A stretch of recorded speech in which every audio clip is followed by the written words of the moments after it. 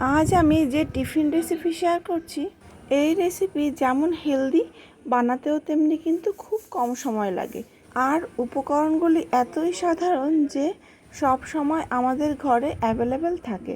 তো আশা করছি এই রেসিপিটি আপনাদের সকলের খুব ভালো লাগবে।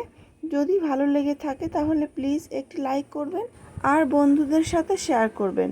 তো চলুন রেসিপিটি শুরু করা যাক। তো প্রথমেই আমি এই টিফিন রেসিপির পুর তৈরি করব। তার জন্য আমি কড়াই বসিয়ে নিয়েছি। কড়াই গরম হয়ে গেলে বেশ খানিকটা সাদা তেল দিয়ে দিলাম। তেল বেশ ভালোভাবে গরম হয়ে গেলে ফোড়নে দিলাম অল্প কিছু জিরে। এবার কুচিয়ে রাখা পেঁয়াজ দিয়ে দিলাম। গ্যাসের ফ্লেম আমি লো করে দিয়েছি। দিয়ে দিলাম খুব সামান্য হলুদ গুঁড়ো, একটু নেড়ে চেড়ে নিলাম। এবার গ্যাসের ফ্লেম আমি মিডিয়াম করলাম, করে খুব ছোট্ট একটি টমেটো আমি কুচি করে দিয়ে দিলাম। তো টমেটো কুচিটা আবার একটু নেড়ে নিলাম। 1 মিনিট একটু নেড়ে নিয়ে দিয়ে দিচ্ছি লঙ্কা কুচি। এখানে আমি কাঁচা লঙ্কা কুচি দিয়ে দিলাম। আপনাদের স্বাদ মতো আপনারা এই লঙ্কা কুচি দিয়ে নেবেন। যদি আপনার বাচ্চা ঝাল খেতে না পারে তবে একটুখানি চিলি ফ্লেক্স কিন্তু দিয়ে দিতে পারেন, কিংবা গোলমরিচ গুঁড়ো। এটা আমি বড়দের জন্য করছিলাম, যার জন্য আমি লঙ্কা কুচি দিয়েছি। এবার একটু জিরের গুঁড়ি আর ধনের গুঁড়ি দিয়েছি হাফ চামচ করে। ভালো করে নেড়েচেড়ে মিশিয়ে নিলাম। এবার আগে থেকে সিদ্ধ করে রাখা মাঝারি সাইজের 2টি আলু আমি ম্যাশ করে নিয়েছিলাম। তো এই ম্যাশ করা আলু দিয়ে দিলাম। ভালো করে নেড়েচেড়ে মিশিয়ে নেব। তো এভাবে খুন্তি দিয়ে কিন্তু আমি ম্যাশ করে করে নাড়লাম। স্বাদ মতো নুন দিয়ে দিলাম। নুন আর খুব সামান্য একটু চিনি দেব। তারপর এই সমস্ত উপকরণ আমি ভালো করে নেড়ে চেড়ে কষিয়ে নেব 2 থেকে 3 মিনিট ধরে। তো এভাবে খুন্তি দিয়ে কিন্তু ম্যাশ করে করে নাড়তে হবে, আর নিচটা যেন লেগে না যায় সেদিকটাকেও খেয়াল রাখতে হবে। খুন্তি দিয়ে বেশ ভালো করে চেপে চেপে এভাবে নেড়ে নেড়ে আলুটাকে কষিয়ে নিতে হবে। তো 3 থেকে 4 মিনিট এভাবে কষিয়ে নেওয়ার পর সবশেষে উপর থেকে ধনেপাতা কুচি দিয়ে দিলাম। আর আগে থেকে সিদ্ধ করে রাখা একটি ডিম আমি এভাবে গ্রেটার দিয়ে গ্রেট করে দিলাম।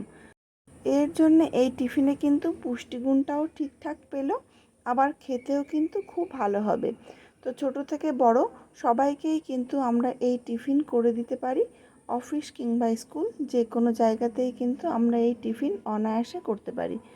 তো এভাবে আবার ভালো করে মিশিয়ে নিলাম, তারপর নামিয়েও নিলাম। এদিকে আমি আগে থেকে আটা মাখিয়ে রেখেছিলাম। তো আটাটা গোল গোল করে ডো বানিয়ে নিয়েছি। এবার লেচিগুলিকে যেভাবে আমরা রুটি বেলি সেইভাবেই বেলে নেব, একইভাবে, তবে একটু পাতলা করে বেলবো, বেশি মোটা করব না। তো দেখুন আমি এভাবে আটা দিয়ে ভালো করে রুটি তৈরি করে নিচ্ছি। এখানে বলে রাখি, যদি আমার এই ছোট্ট ইউটিউব পরিবারে নতুন হয়ে থাকেন তাহলে প্লিজ সাবস্ক্রাইব করবেন আর পাশে থাকা বেল আইকনটিতে প্রেস করবেন, যাতে আমার ভিডিওর নোটিফিকেশান সবার আগে আপনার কাছে যায়। তবে দেখুন একে একে আমি সব কটি রুটি একইভাবে বেলে নিয়েছি। এদিকে একটি ফ্রাইং প্যান বসিয়ে নিয়েছি। প্যান ভালোভাবে গরম হয়ে গেলে আমি রুটি দিয়ে দিলাম। তো মিডিয়াম ফ্লেমে রেখেছি। এপাশ ওপাশ উল্টে পাল্টে আমি সেঁকে নেব। রুটিটা ফুলবে না এমন অবস্থাতে রাখবো। তো দেখুন গ্যাসের ফ্লেম মিডিয়ামে রেখে আমি সেঁকে নিলাম, এই রকমটা রাখলাম। তো এভাবে কিন্তু আমি সবকটি রুটি সেঁকে নিয়েছি। এবার এদিকে আলুর পুরটাও কিন্তু ঠান্ডা হয়ে গেছে। তো এবার টিফিনটা রেডি করার পালা। একটি করে রুটি নেব আর পুর দিয়ে আমি দেখুন কিভাবে তৈরি করছি। এভাবে আলুর পুর দেব।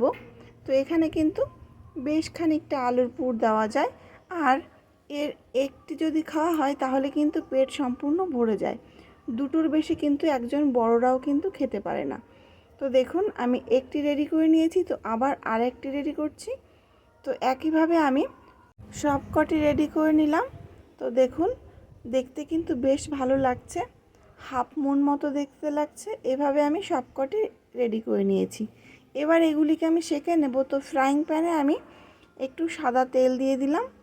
তেলটাকে আমি এভাবে একটু নেড়ে সব জায়গাতে মিশিয়ে নিলাম। এবার তেল গরম হয়ে গেলে একটা একটা করে সেঁকে নেব। তো একটি দিয়ে দিলাম। তো দেখুন এই সময় কিন্তু অবশ্যই গ্যাসের ফ্লেম একেবারে লো না রেখে একটু বাড়িয়ে দিতে হবে, তবে বেশি বাড়িয়ে দিলে কিন্তু পুড়ে যেতে পারে। তো আমি 1 মিনিট অন্তর অন্তর উল্টে দেব। তো দেখুন উল্টে দিয়েছি, একটা সাইড বেশ লাল হয়ে এসছে। এভাবে আমি চেপে চেপে দিচ্ছি যাতে ভেতরের পুরটা খুব ভালোভাবে সেট হয়ে যায়। তো এবার আবারও উল্টে দিলাম। তো দেখুন এই সাইডটা খুব একটা লাল হয়নি, তবে আবারও উল্টে দিলাম। এভাবেই উল্টে পাল্টে দু সাইড সমানভাবে সেঁকে নেব। তো এখানে সাদা তেলের জায়গায় আপনারা ঘি কিংবা বাটারও কিন্তু ইউজ করতে পারেন। তো এখানে আমি এভাবেই সবকটি একইভাবে সেঁকে নেব। তো দেখুন দেখতে কিন্তু খুব সুন্দর লাগছে, খেতেও কিন্তু ভীষণ ভালো। যেমন স্বাস্থ্যকর তেমন কিন্তু একটা খেলে অনেক সময় পেট ভর্তি থাকে। তো দেখুন একে একে আমি সবকটি সেঁকে নেব। এখানে আমি 4 পিস টিফিন রেডি করেছিলাম, তবে সবকটি আপনাদের সাথে শেয়ার করতে পারলাম না, কারণ আমার হাজব্যান্ডের অফিসে বেরোনোর তাড়া ছিল। আমি 2 পিস চটজলদি সেঁকে টিফিন প্যাক করে দিয়ে দিলাম। আর বাড়ি ফেরার পর জিজ্ঞেস করলাম টিফিন খেতে কেমন হয়েছিল। তো অ্যান্সার এলো দারুণ। তো অবশ্যই কিন্তু আপনারা এভাবে একবার ট্রাই করবেন। আমি দেখুন একটা এভাবে ছিঁড়ে দেখাচ্ছি, দেখতে যেমন সুন্দর হয়েছে খেতে কিন্তু তেমন টেস্টি এবং হেলদি। তো অবশ্যই বাড়িতে একবার ট্রাই করবেন আর আমাকে জানাবেন যে আপনার কেমন লাগলো। তো আজকের মতো রেসিপিটি এই পর্যন্তই। ফিরে আসবো আবারও নতুন কোনো রেসিপি নিয়ে, ততক্ষণ ভালো থাকবেন।